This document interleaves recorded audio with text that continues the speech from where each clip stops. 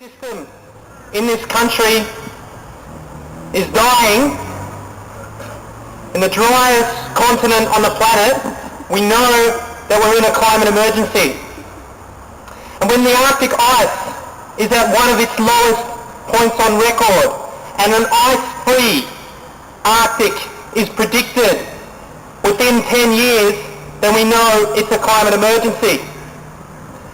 And when we hear about the sea level rises that are already displacing the people of Kiribati, the people of Tuvalu, and are predicted to displace 150 million people by 2050, then it's a climate emergency.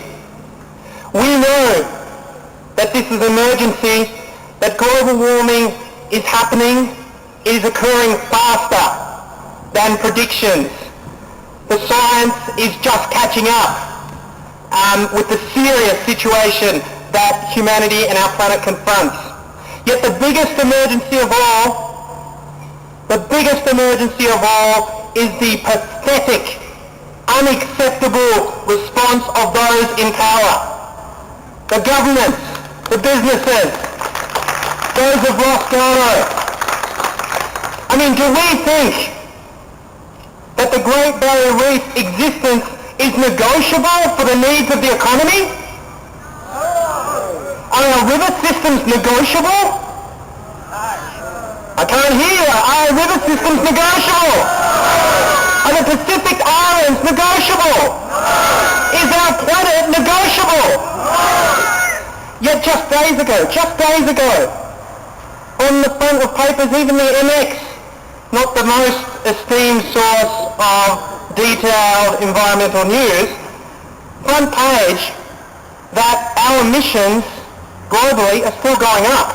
That today we emit more greenhouse gases than in any time in history. Today. So all this talk of reductions, all this talk of schemes, carbon trading, let's trade in carbon and the market will mysteriously fix it all, as they have been doing in Europe. All of this talk is nothing but hot air. And we say enough hot air. The Queensland government at the same time is projecting a tripling of coal. The stories we're hearing about Felton Valley, this is times hundreds across the state, a tripling of coal by 2030 in the face of this climate emergency. Well, we've had enough of hot air. Can we leave our planet to these governments? No. Can we leave our environment in the hands of these climate criminals? No. Can we trust a market system that values merchant banks more than our ecosystems? No. I mean, right now we're seeing these crisis meetings in the United States. It's war situation. Let's get everyone together. Let's get the Republicans. Let's get the Democrats together. $800 billion. Not to bail out the planet. Not the kind of world where the rising seas are happening and are going to displace 150 million people. Not a world that is on the edge of a tipping point. They're not moving about that. $800 billion is not going to massively ramp up renewable energy. It's about saving the merchant banks. Let's give it back to these merchant banks who have been stuffing us over, doing deals with the mining companies and so forth for years. This is an insanity that we're living through at the moment. But there is good news. And we're hearing some of it today. The good news is that there are millions of people like Steve Purcell. The good news is that there are millions of communities like those in the Felton Valley. The good news is that the majority are on our side. We're the majority. Those coal companies that put their bottom lines ahead of the planet are a tiny minority. The majority of people in Australia, around the world, know that our planet is worth more than their bottom line, than their economy, than their profits.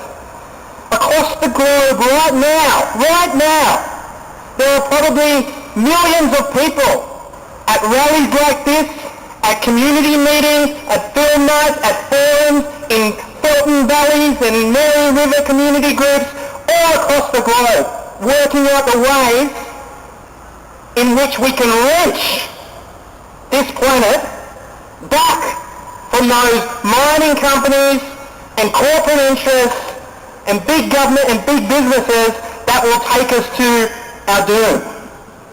And we're with them. We're part of that global movement. The Climate Emergency Network, that's only been around for a few weeks here in Brisbane, is part of that global movement, and we invite every one of you to join us.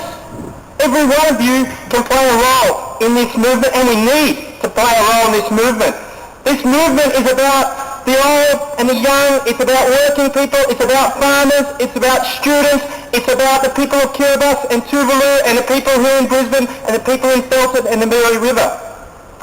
We're really at a crossroads for humanity. The generations that came before us didn't know about this problem. They weren't in a position to do something about it. The generations that will come after us, it will be too late. It's up to us.